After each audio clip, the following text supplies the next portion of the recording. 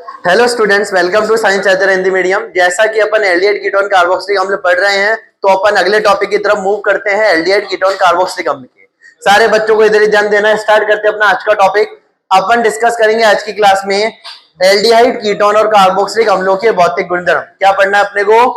Aldehyde ketone carboxylic अम्लों के भौतिक गुणधर्म।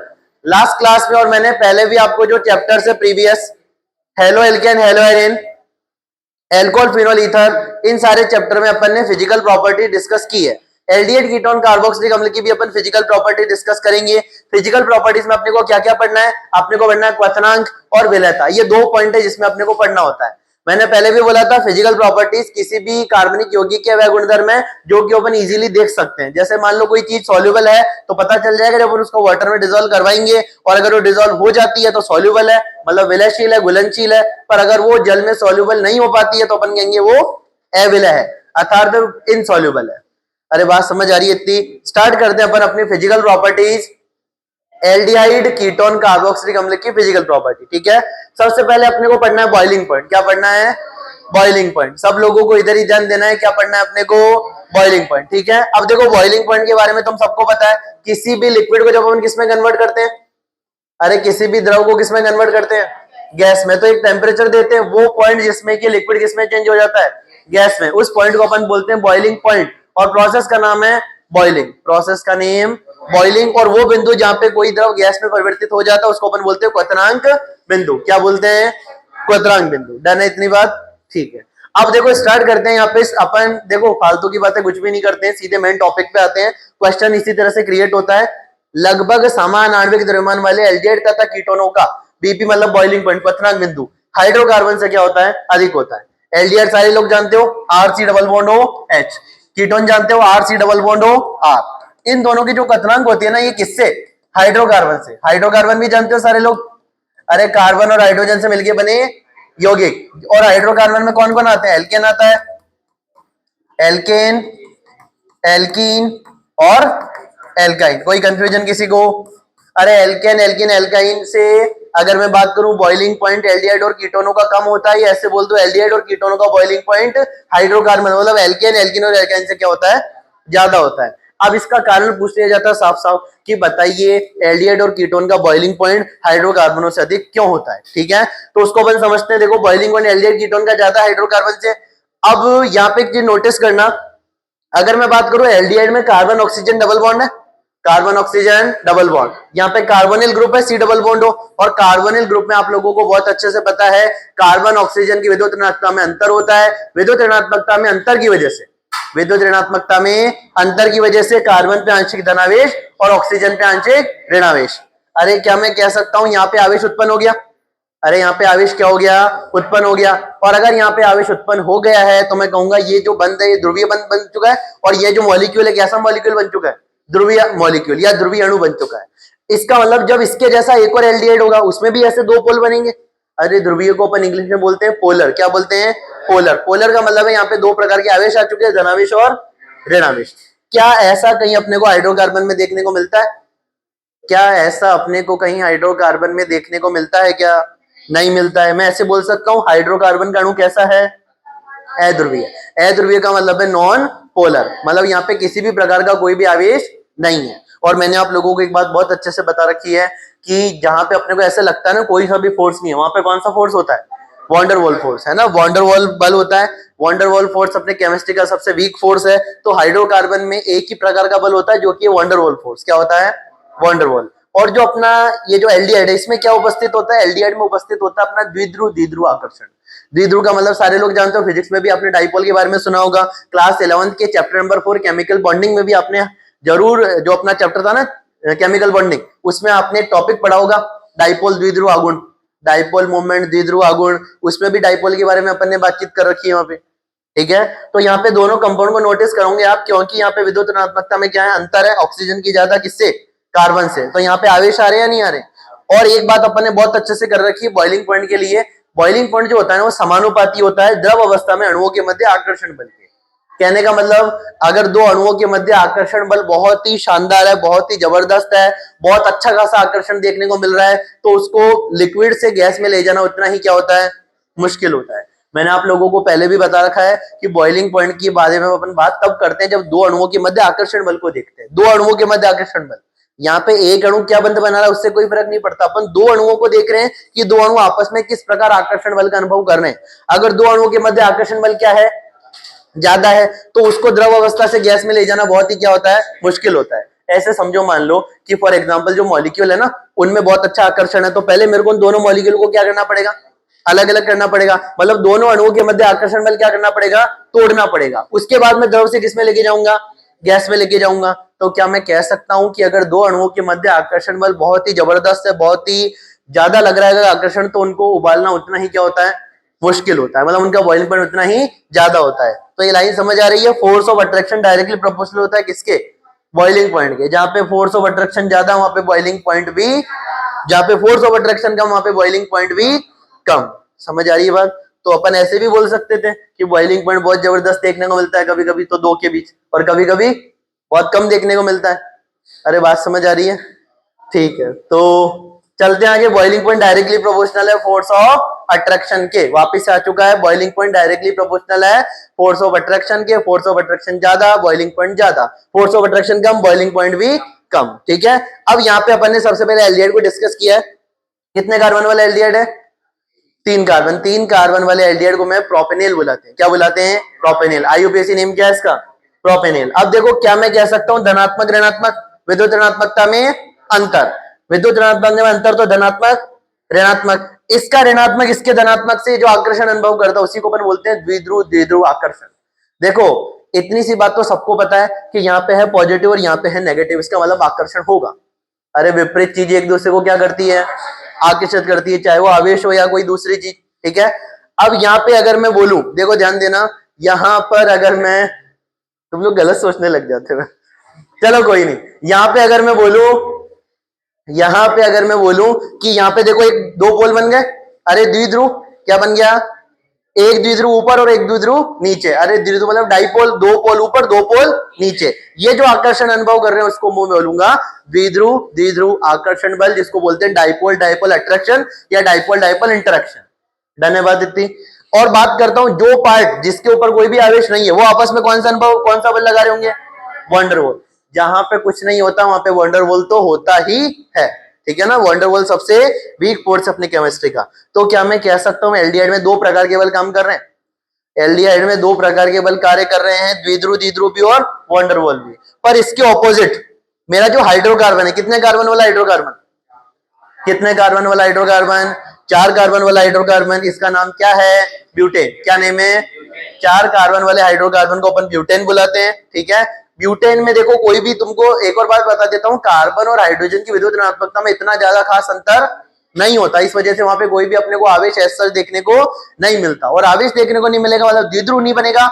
और अगर द्विध्रुव नहीं बनेगा तो मैं कह सकता हूं कि यहाँ पे सिर्फ एक ही बल होगा जो कि है वंडरवॉल फोर्स। तो क्या आपको पता चल रहा है कहां पे आकर्षण ज्यादा है, कहां पे बल ज्यादा लग रहे हैं, एल्डिहाइड में। एल्डिहाइड वाले में दो प्रकार के बल, द्विध्रुव द्विध्रुव और साथ में वंडरवॉल। हाइड्रोकार्बन में सिर्फ एक ही प्रकार का बल, वंडरवॉल। अब देखो ध्यान देना, यहां पे हमने किया इनको तोड़ने का काम। क्या किया, इन दोनों मॉलिक्यूल को जब अपन एक दूसरे से अलग करेंगे तो यहाँ पे कमजोर फोर्स था बहुत आसानी से टूट गया, और यहाँ पे स्ट्रॉन्ग फोर्स था बहुत आसानी से नहीं टूटा। आसानी से नहीं टूटेगा मतलब लिक्विड से गैस में जल्दी नहीं जाएगा, बॉइलिंग पॉइंट क्या होगा, ज्यादा होगा। मैं एक बात बहुत टाइम से आपको बताते हुए आ रहा हूं, जैसे मान लो दो भाइयों में बहुत अच्छा खासा प्रेम है, अरे दो भाई बहुत अच्छा खासा रिलेशन है उनके बीच में, तो क्या कोई तीसरा आग लगा सकता है क्या, और लगाना भी जाएगा तो उसको बहुत मुश्किल होगी। अरे उसको बहुत सारे कोशिशें करनी पड़ेगी ना कि उनको लड़ाने के लिए। और यही सोचो, मान लो दो भाइयों में वैसे ही बहुत अनबन है, अब कोई तीसरा आएगा थोड़ी सी बात बोलेगा, दोनों अलग अलग हुए तो फिर तो काम खत्म है वहां पे। बात समझ आ रही है क्या। देखो केमिस्ट्री अपने डेली लाइफ से काफी कनेक्टेड है। अगर आप डेली लाइफ में जो चीजें होते हुए देखते हो उसको केमिस्ट्री से रिलेट करते हो तो आपको चीजें नेक्स्ट लेवल समझ में आने वाली है। बस अपने को अपना माइंड ओपन रखना है और चीजें समझनी है जैसा जैसा मैं बताता जा रहा हूँ, ठीक है। केमिस्ट्री नाम ऐसे ही नहीं पड़ा है, कभी क्या सुना होगा केमिस्ट्री बहुत अच्छी है, केमिस्ट्री बहुत खराब है, केमिस्ट्री बहुत मस्त चल रही है ना। तो वो केमिस्ट्री इससे रिलेटेड है इसलिए उसको केमिस्ट्री बुलाते हैं। अरे बात समझ आ रही है क्या, कभी सुना होगा ना कि केमिस्ट्री बहुत अच्छी चल रही है, वैसे अच्छी चलती है। हाँ, तो देखो यहाँ पे सिर्फ वंडरवॉल और यहाँ पे वंडरवॉल के साथ साथ दीद्रू, वंडरवॉल के साथ दीद्रू। बात समझ आ गई? ठीक है। अब यहाँ पे देखो मैंने फिर से लिख दिया है फोर्स ऑफ अट्रैक्शन। एल्डिहाइड में दो प्रकार के फोर्स, दीद्रू दीद्रू और वंडरवॉल। हाइड्रोकार्बन में सिर्फ एक ही प्रकार का फोर्स, वंडरवॉल। इसका मतलब किसमें फोर्स ऑफ अट्रैक्शन ज्यादा? सारे लोगों को बोलना है किसमें फोर्स ऑफ अट्रैक्शन ज्यादा? किसमें? थोड़ा सा बोल लो, खाना वाना खा के नहीं आया क्या? किसमें फोर्स ऑफ अट्रैक्शन ज्यादा? किसमें? एल्डिहाइड में। किससे? हाइड्रोकार्बन से। तो फोर्स ऑफ अट्रैक्शन ज्यादा तो बॉइलिंग पॉइंट भी ज्यादा। कोई कंफ्यूजन? अरे कोई कंफ्यूजन किसी को नहीं है? ठीक है, तो देखो अपन ने लाइन लिख दी है, बॉइलिंग पॉइंट एल्डिहाइड का हाइड्रोकार्बन से क्या हो गया? ज्यादा। बॉइलिंग पॉइंट हाइड्रोकार्बन का, बॉइलिंग पॉइंट हाइड्रोकार्बन का किससे ज्यादा हो गया अपने? एल्डिहाइड और कीटोन का बॉइलिंग पॉइंट हाइड्रोकार्बन से ज्यादा, या ऐसे बोल लो हाइड्रोकार्बन का बॉइलिंग पॉइंट एल्डिहाइड और कीटोन से कम।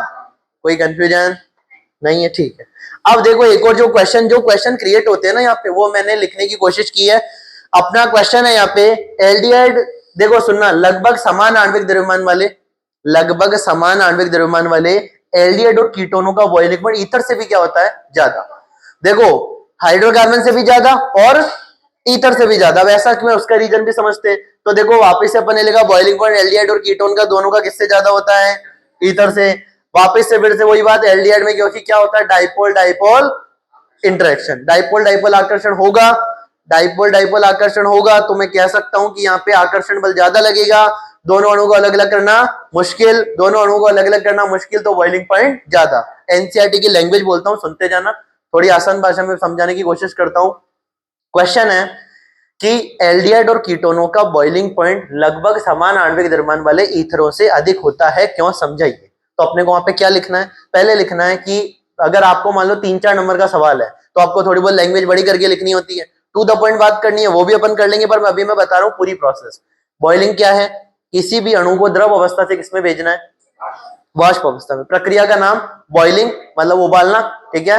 अब वो पॉइंट जिसपे कि द्रव किसमें चेंज होता है, गैस में, उस पॉइंट को बोलते हैं बॉइलिंग पॉइंट।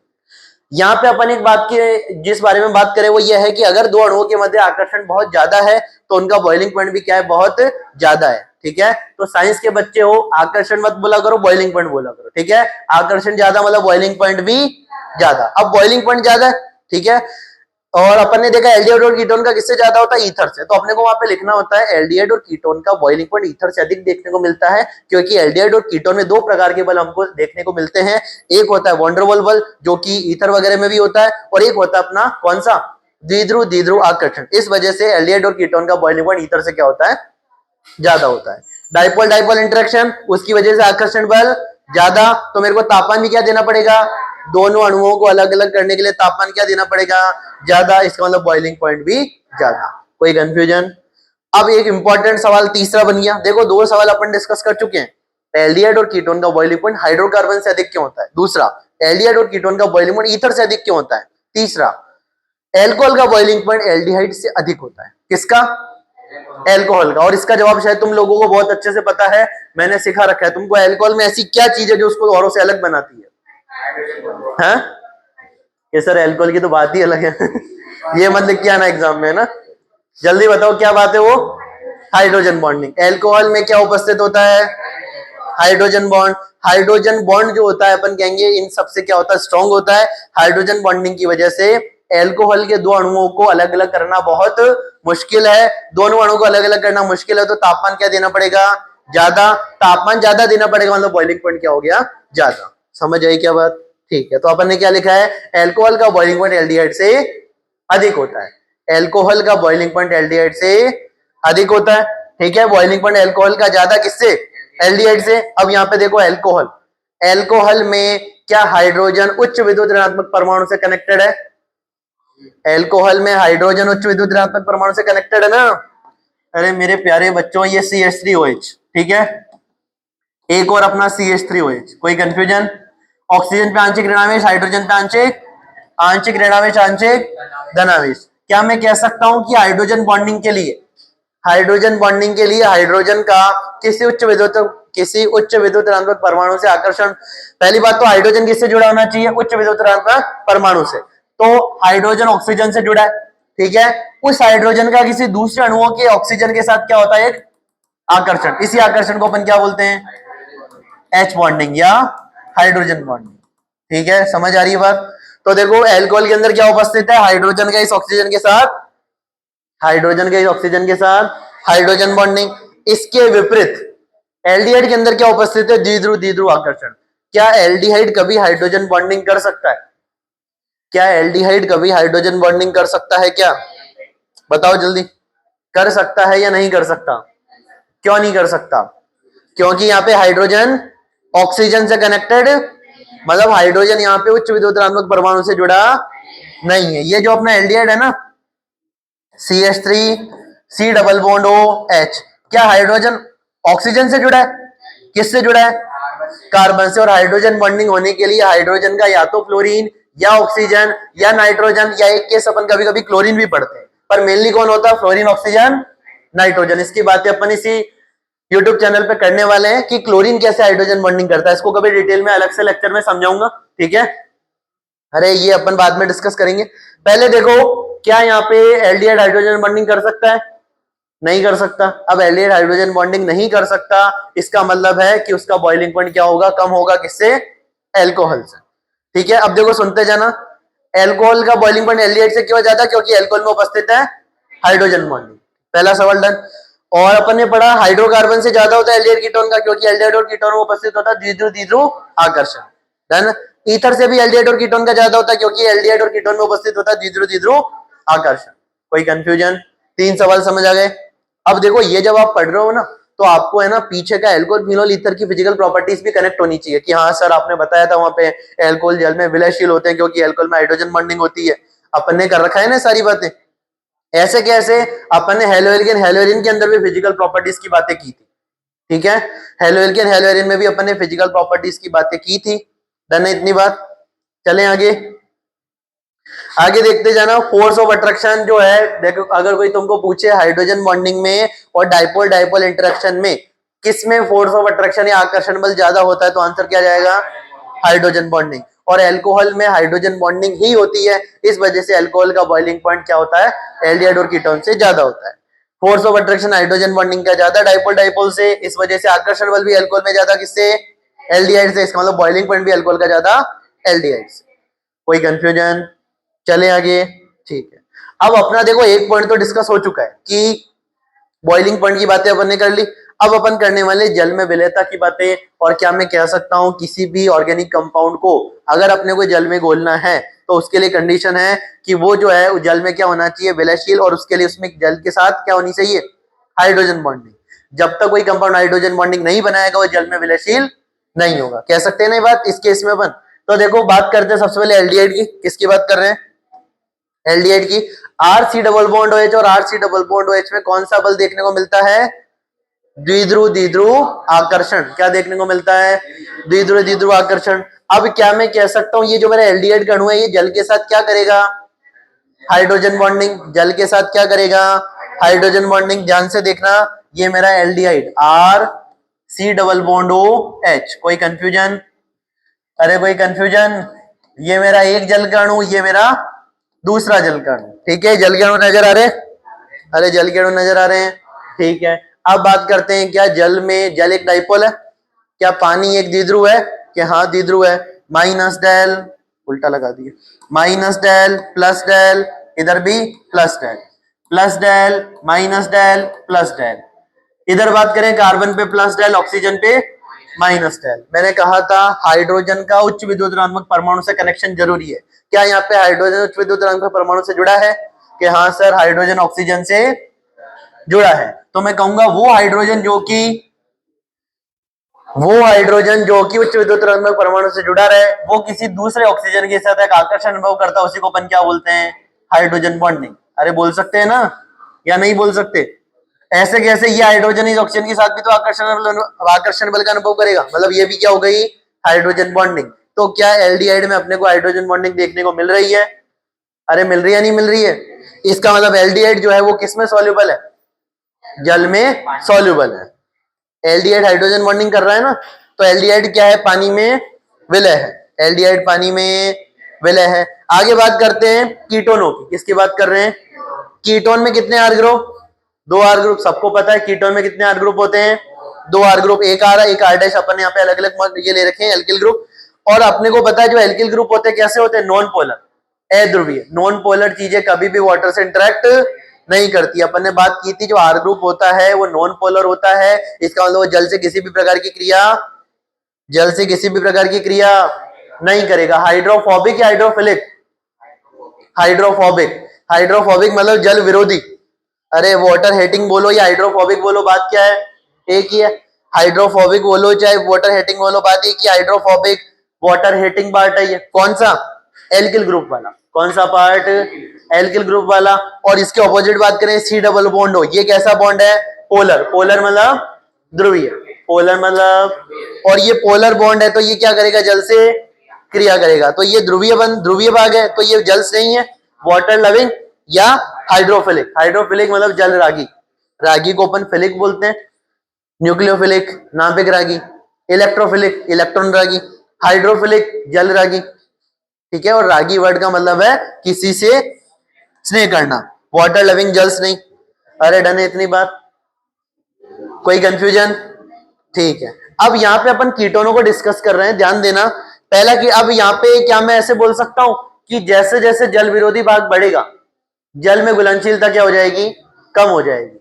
जैसे जैसे जल विरोधी भाग बढ़ेगा जल में घुलनशीलता क्या हो जाएगी? कम हो जाएगी। ठीक है ना? जैसे जैसे जल विरोधी भाग बढ़ेगा जल में घुलनशीलता कम हो जाएगी। यहाँ पे आप नोटिस करोगे, देखो अपन ने 3 कंपाउंड लिखे हैं, CH3 CH3 CH3, ये तो कॉमन है। यहाँ पे 1 कार्बन वाला प्रतिस्थापी, यहाँ पे 2 कार्बन वाला, यहाँ पे। तो अपन जैसे जैसे ऊपर से नीचे आ रहे एल्किल समूह का आकार बढ़ रहा, मतलब जल विरोधी भाग, हाइड्रोफोबिक भाग, वाटर हेटिंग पार्ट बढ़ रहा है, हाइड्रोफोबिक पार्ट बढ़ रहा है, जल विरोधी पार्ट बढ़ रहा है, एल्किल समूह का आकार बढ़ रहा है। इसका मतलब जल में घुलनशीलता कम हो रही है। तो जैसे जैसे कीटोन में एल्किल ग्रुप का आकार बढ़ता जाएगा, जैसे जैसे कीटोन में, वापस सुनो चलो, ये इधर एक ही कार्बन है, इधर 1 कार्बन वाला प्रतिस्थापी, इधर 2 कार्बन वाला प्रतिस्थापी और इधर 3 कार्बन वाला प्रतिस्थापी। तो जैसे जैसे अपन नीचे जा रहे हैं एल्किल समूह का आकार बढ़ रहा, मतलब जल विरोधी भाग बोलो या हाइड्रोफोबिक पार्ट बोलो, बात एक ही है। ऐसे के ऐसे जल विरोधी को अपन और क्या बोल सकते हैं? Water hating part. तो ये भाग बढ़ रहा है, इसका मतलब विलेयता क्या हो रही है? कम हो रही है। अभी अभी मैंने ऊपर बोला ना, R C double bond O R, ये जो पार्ट है ना, ये जल से क्रिया करेगा ही नहीं करेगा? नहीं करेगा। ये वाला पार्ट जल से क्रिया करेगा, क्योंकि ये कैसा पार्ट है? Polar part. अरे कैसा पार्ट है? प्लस डेल माइनस डेल, तो ये जल से क्रिया करेगा। मतलब जो एल्किल समूह है ना वो जल से क्रिया नहीं करेंगे, धन्यवाद इतनी।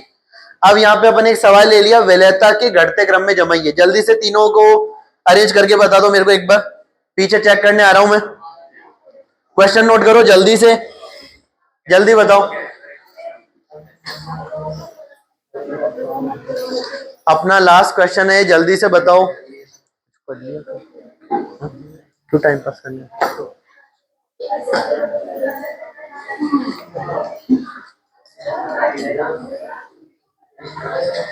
जल्दी बताओ क्या होगा इसका आंसर? विलेयता के घटते क्रम में जमाएं। देखो घटते बढ़ते में कंफ्यूजन नहीं होना चाहिए। कई बार बोलते हैं घटते क्रम में जमाइए और बच्चे जमा देते हैं बढ़ते क्रम में, तो ऐसा कंफ्यूजन आपको नहीं करना चाहिए। जल्दी बताओ इसका क्या आंसर जाएगा? सबसे ज्यादा विलेयता फर्स्ट की, उससे कम। बताओ, इससे आसान सवाल हो सकता है? अरे हो सकता है, नहीं हो सकता? नहीं हो सकता। देखो घटते क्रम में जमाना है, किस में जमाना है? वापस सुन लो। देखो एक बात जो मैं हमेशा कहता हूं, यहाँ पे भी बोल देता हूं, है ना, कई बार होता क्या है कि नहीं समझ में आने के 2 रीजन होते हैं ना। पहली बात तो आपका ध्यान कहाँ है? बातों में। पहली बात तो आपका ध्यान कहाँ है? बातों में। और दूसरी चीज ये है कि कई बार बच्चा यहाँ पे बैठा होता है तब भी उसका ध्यान कहीं और होता है। अरे ख्याल चल रहे होते हैं, है ना, और ख्याल नहीं चलाने। पढ़ते टाइम, अरे पढ़ते टाइम अपने जो है ना दिमाग में सिर्फ एक ही चीज होनी चाहिए, और ये मैंने खुद ने पर्सनली फील किया है कि पहले ध्यान पढ़ाई में नहीं लगता था, फिर मैंने कहा क्या चीजें परेशान कर रही है, तो पहले तो आसपास के सराउंडिंग में मैं बातें करता था, इसलिए समझ नहीं आती थी चीजें। और दूसरी चीज ये थी कि मान लो कई बच्चे बैठे भी ऐसे कि हाँ दिखा रहे हैं कि सर मैं आपको ही देख रहा हूँ, पर उनके मन में कुछ और चल रहा है ना, मन में क्या क्या क्या सोच लेते हैं, है ना, पता नहीं कहाँ कहाँ पहुंच जाते हैं। तो ये चीज बहुत गलत है। एक और बात जो मैं कहानी से समझाता हूं कि अपन मान लो किसी जगह घूमने गए, है ना, अब वहां पे अपने को रास्ते की कोई जानकारी नहीं थी। अब अपन ने किसी दुकानदार को पूछा कि भैया यार ये लोकेशन कहाँ पड़ेगी। अपन बैठे थे और अपने पास वाली सीट पे अपना दोस्त बैठा था। अब जब वो दुकान वाला हमको लोकेशन बताने लगा, तो उस टाइम मैं और मेरा दोस्त क्या करने लग गए, बातें करने लग गए। अब बताओ जब वो लोकेशन हमको समझाएगा, आगे जाके लेफ्ट रो, फिर राइट लेना, फिर तीसरी गली आएगी, फिर उसमें शॉप पे नाम लिखा होगा, वहां पे आ जाओगे तो आपको जगह आपकी मिल जाएगी। जो उसने सारी बात बताई, क्या वो मेरे को समझ आएगी क्या, या मेरे दोस्त को समझ आएगी क्या? क्योंकि हमारा ध्यान तो किसमें है, बातों में। तो देखो दो ही चीजों पे ध्यान रखना लाइफ में, जब भी आपको फोकस करना हो ना, पहला आसपास बात मत करो, और दूसरा अपने मन में ये रखो कि नहीं मेरे को 40 मिनट 45 मिनट सिर्फ वैभव सर को सुनना और इन्हीं को देखना। ठीक है, चलो सुनना ध्यान से, तो आपका डाउट दूर करता हूं। तो डाउट ये था कि बच्चे कह रहे थे सर ये क्वेश्चन समझाओ। तो देखो पहला मेरा कौन सा एल्डिहाइड है, अरे जल्दी से क्लास खत्म करते हैं 5 मिनट में। कौन सा एल्डिहाइड, एक कार्बन वाला एल्डिहाइड। क्या बुलाते हैं इसको, क्या बुलाते हैं, फॉर्मेल्डिहाइड। एक कार्बन वाला एल्डिहाइड फॉर्मेल्डिहाइड। सबसे छोटा एल्डिहाइड आईयूपीसी नेम होता है इसका, मीथेनेल, है ना, या मैथेनेल। हिंदी की एनसीईआरटी लिखती है मैथेनेल, और इंग्लिश में कुछ लोग इसको प्रोनाउंस करते हैं मीथेनेल। ठीक है, अब बात करते हैं दूसरा मेरा एल्डिहाइड है कीटोन। दूसरा कौन है, दूसरा कौन है, एल्डिहाइड। ये कितने कार्बन का, CH3 C double bond O H। कोई कंफ्यूजन? तीसरा मेरा CH3 C double bond O CH3 ketone है या नहीं है? और सबसे छोटा कीटोन कितने कार्बन का, 3 कार्बन का। मेरा प्यारा सा छोटा सा कीटोन, नाम है इसका प्रोपेनॉन। नाम क्या है इसका, नाम क्या है इसका, आईयूपीएसी नेम तो प्रोपेनॉन, कॉमन नेम एसीटोन। ये हमारा प्यारा सा 3 कार्बन का कीटोन, है ना। कोई कंफ्यूजन किसी को, किसी प्रकार का? चले आगे। अब यहाँ पे आप एक चीज नोटिस करो, मैंने अभी अभी आपको बोला जल से कौन सा भाग क्रिया करता है, C डबल बॉन्ड। वो तो इसमें भी है और वो इसमें भी है, मतलब ये तीनों जल से तो क्रिया करेंगे।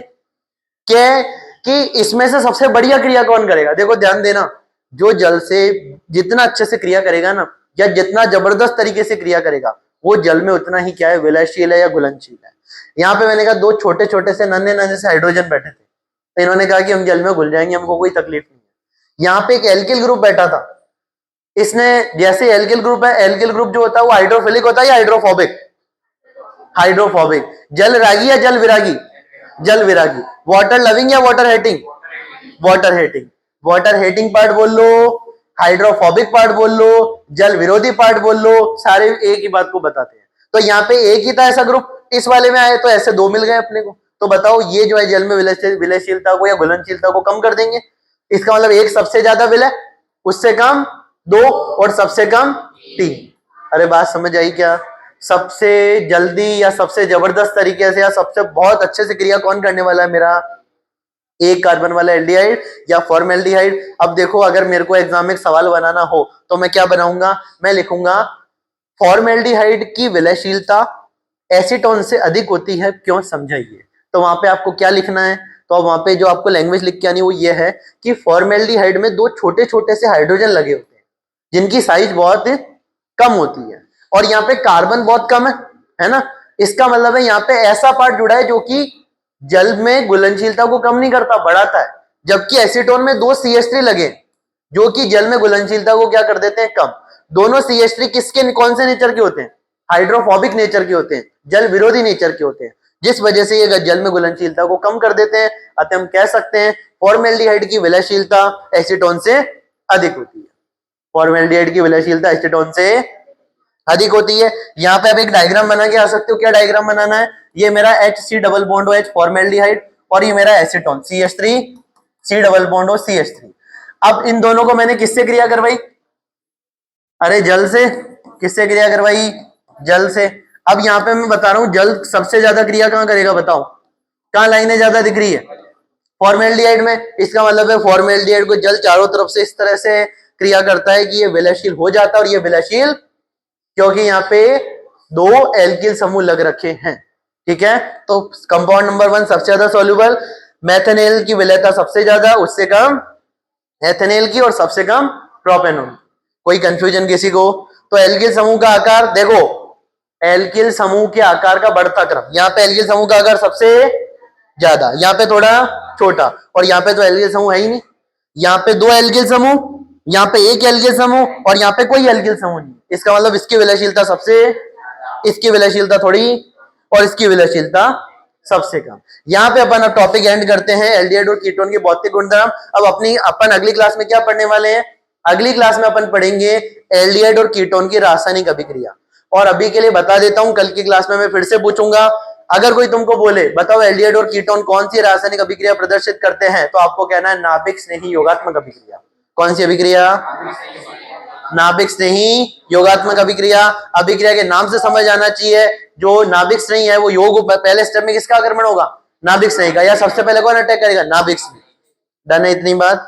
अब देखो एक और जो मैं यहाँ पे अनाउंसमेंट आपके सामने करने जा रहा हूँ ये है कि आज आपको इसी यूट्यूब चैनल पे एक वीडियो आने वाला है, class 12th chapter number 1, chapter का नाम है विलियन, ब्रांच है फिजिकल केमिस्ट्री, भौतिक रसायन। वो बच्चे जो ये कह रहे थे कि सर हमको इतने सारी चीजें नहीं पढ़नी है, कोई इंपॉर्टेंट क्वेश्चन बता दो कि हमारा काम हो जाए, तो क्या करना है आपको, इसी चैनल पे 56 में से 50 प्लस पक्के, ये थंबनेल वाला आपको वीडियो नजर आएगा, और जब आप पेपर दे के आओ तो इस सीरीज को आप देख सकते हो। ठीक है, उसमें 30 से 40 सवाल है, और किसी भी चैप्टर के 30 से 40 सवाल ज्यादा नहीं होते, तो 30 से 40 सवाल मैंने इंपॉर्टेंट क्वेश्चन आपके लिए सेलेक्ट किए हैं। तो यहाँ पे जितने भी बच्चे बैठे उन सबको भी जाके देखना है। कितनी बजे आएगा? 7 बजे। कितनी बजे? 7 बजे। क्या डेट है आज? 12 तारीख। तो 12 तारीख को शाम को 7 बजे आपको एक वीडियो लेक्चर मिलने वाला है। प्यारा सा आधे घंटे में मैंने सारी चीजें उसमें खत्म की है विलियन चैप्टर की, और ऐसे आपको हर एक चैप्टर की चीजें देखने को मिलेगी। तो ये सारी चीजें करके आना। इस वीडियो का आपको कोई सा भी पार्ट पसंद आया हो तो लाइक करना, शेयर करना, नीचे कमेंट में बताना, कोई इंपॉर्टेंट बात लगी हो, कोई फीडबैक देना चाहते हो तब भी आप बता सकते हो। बाकी बातें अपन अगली क्लास में करेंगे। Thank you.